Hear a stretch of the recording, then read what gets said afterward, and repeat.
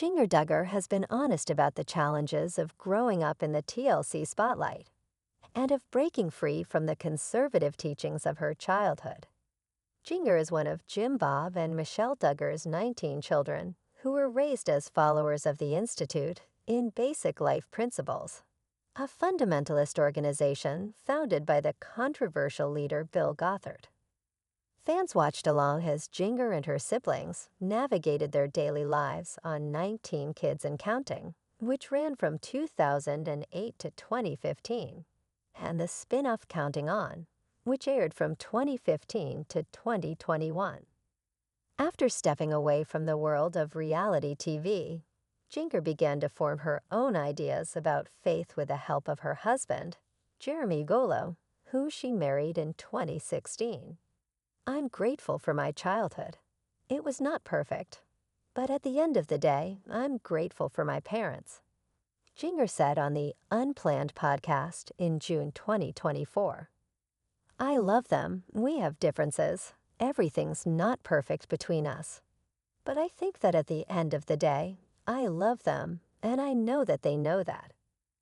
Jinger previously opened up about her upbringing in her books, The Hope We Hold and Becoming Free Indeed, detailing the quirks of her religious background and the different perspectives she has now. Her latest memoir, People Pleaser, which debuts in January 2025, will delve deeper into the not-so-healthy path she was on. Jinger Duggar's book, Becoming Free Indeed. Biggest revelations about her cult-like upbringing, marriage, Josh Duggar's scandal, and more. I realized I was a people pleaser from the time I was a teen. There is people pleasing that shows up in everybody's life, every single day, and I think that's why now is the time to write this book, she said on the Jinger and Jeremy podcast in September 2024. It's such a problem, and it will always be a problem. Scroll down for Jinger's candid commentary on her unconventional upbringing. Love notes from prison. Being part of a recognizable family came with a few surprises. Guys would write from prison for my sisters. It was crazy, Jinger said on the Dinner Party with Jeremy Fall podcast in July 2021. We constantly had letters coming in the mail, and it was like, oh, who is it for this time? Oh, it's for Jana. Oh, it's for Jessa.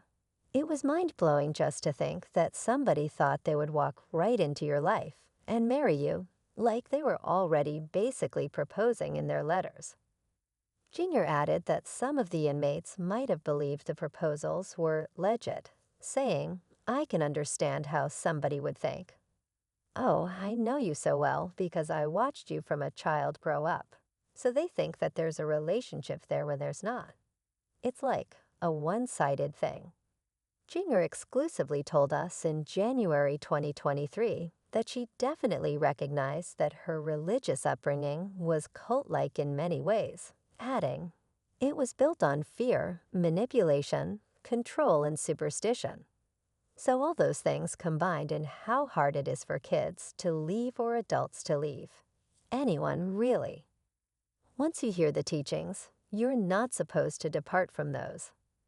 In an interview with People that same month, Jinger said that she was often crippled with anxiety growing up due to the fear and superstition encouraged by Gothard's harmful teachings. I was terrified of the outside world, she admitted. The teaching I grew up under was harmful, it was damaging, and there are lasting effects. Jinger further reflected on the IVLP environment in her 2025 book, People Pleaser, claiming she was taught a form of Fox Christianity that was all built on the appearance of holiness.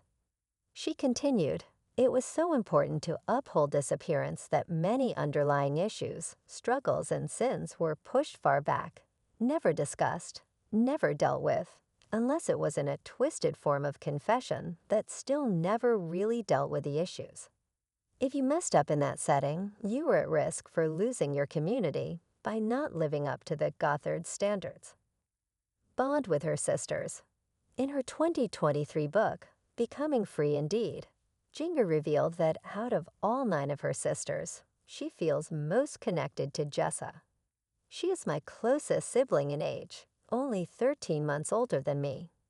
She is fifth, and I am sixth of 19 Duggar kids, Jinger wrote. Growing up, Jessa and I were together all the time.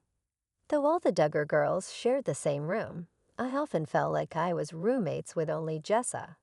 Our beds were next to each other for my entire childhood. Jinger Duggar says her relationship with parents is not perfect, but she still loves them. Being on TV. Jinger and her siblings were first featured on TV in 2004 before 19 Kids, and Counting premiered in 2008. I look at those years and I'm really grateful for the opportunities that I was able to have. She exclusively told us in January 2023 while reflecting on growing up in the spotlight. Like we traveled the world, things that we wouldn't have been able to do as a large family. At the same time, I can say I saw, also, those challenges that came with it. At the time, Jinger explained that she and Vulo talked about whether they wanted to raise their own children in the public eye. The couple welcomed daughters Felicity and Evangeline in 2018 and 2020, revealing in 2024 that baby no. 3 is on the way. I spent most of my life on TV. That was my childhood, she told us. Like that was all I knew. I played with the boom mix and all of that, but my kids are just so not used to it. So it's kind of interesting to see. The family rules. Fans have long been fascinated with the Duggar family's strict expectations for their children under the IBLP teachings. I thought I had to wear only skirts and dresses to please God. Music with drums, places I went, or the wrong friendships could all bring harm, Jinger told People in January 2023. During an appearance on the Unplanned podcast the following year, Jinger admitted that many of the man-made rules don't make sense, like not being allowed to wear t-shirts. If you have a normal shirt, you're allowed to roll up your sleeves, she explained. But you can't buy a t-shirt that has the sleeves already off. There were also guidelines put in place for courtship, with dates requiring a chaperone. You know, you can't kiss before you're married, you can't hold hands. But I don't see that in the Word of God, Jinger told us in January 2023, revealing how she plans to approach the topic with her own children. I don't think that courtship is a word that we're gonna use with them at all, because I don't think that that's the only way to find a spouse, or the best way, at all. Jinger admitted on Unplanned in June 2024 that she was afraid of the pressures to have as many kids as possible before she became a parent. She recalled having to take care of 2 of her own siblings when she was younger. I think that parents should take care of their kids. If you have them, you should take care of them. Kids can help out, learn responsibility in other ways, but maybe not in the motherly aspects of what moms or dads should be doing, she said. You have all these imbalances of kids raising kids. I think that I saw that a lot in the system, and I think that that is unhealthy. Jinger Duggar claims 19 Kids and counting was sometimes cut in a way her family didn't like. Jinger also remembered the IBLP teachings impacting her family's life in unexpected ways. We would never do organized sports because we were afraid of influences around us, she said. And so we would do a family sport in the community, and we would all play that together. Looking back, I'm like, oh, I wish I would have had maybe more opportunities to explore what I was really interested in that way. Not enough food. During an August 2024 episode of the Jinger and Jeremy podcast, Jinger spoke candidly about growing up with 18 siblings. I remember a few times when we were very young, some of my siblings would take their plate of food. Get ready for this. It's disgusting. In the bathroom, she recalled. They would carry it and put it on the bathroom counter. My mom would be like, "Don't do that." They're like, they're going to eat it.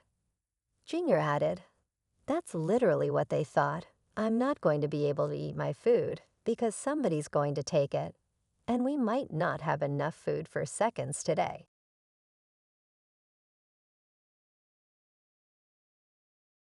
A lack of arguments.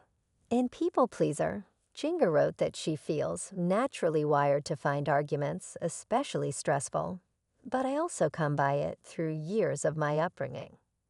According to Jinger, life in the Duggar household was in some ways a lot like what you would have seen on the television screen. We just didn't argue, debate, or engage in conflict. Adding that Jim, Bob, and Michelle consistently and gently modeled a completely conflict-free environment to us. Looking back, the practice came with pros and cons. Arguments were to be avoided at all costs, which meant that, more often than not, you'd have to push down any squabble or disagreement in order to maintain the peace. For some of my siblings, based on their personalities, that was probably pretty tough for them. For me, it was kinda great being in a home where non-conflict was the expectation. Not necessarily healthy, but very much my jam, she wrote. Learning to understand pop culture. Jinger revealed in People Pleaser that her extremely sheltered background often made her feel like she wasn't speaking the same language as others when it comes to pop culture. I saw very few movies and listened to very little music other than hymns and classical compositions when I was a kid. So there are times when I'm chatting and laughing with a group when someone brings up a line from a movie or busts out with a lyric from a popular song. And I'm left thinking, she wrote. It's always a weird moment for me, feeling like I'm the only one who doesn't get it. Despite feeling behind the curve, Jinger noted that she was happily diving into a range of Oscar winners, comedies, and epic fantasies with the help of her husband. There are so many great movies out there that I'm now getting to experience, she wrote. Swimming in skirts. Jinger got candid about one unexpected drawback of dressing modestly in her 2025 memoir, revealing long skirts were not designed for learning how to swim. She confessed, "Another way of saying long skirt swimmer is one who sinks." And because long skirts were the only swimming fashion available to me as a kid, and because I had a thing about not wanting to sink, the skill of swimming was not something I picked up during that time.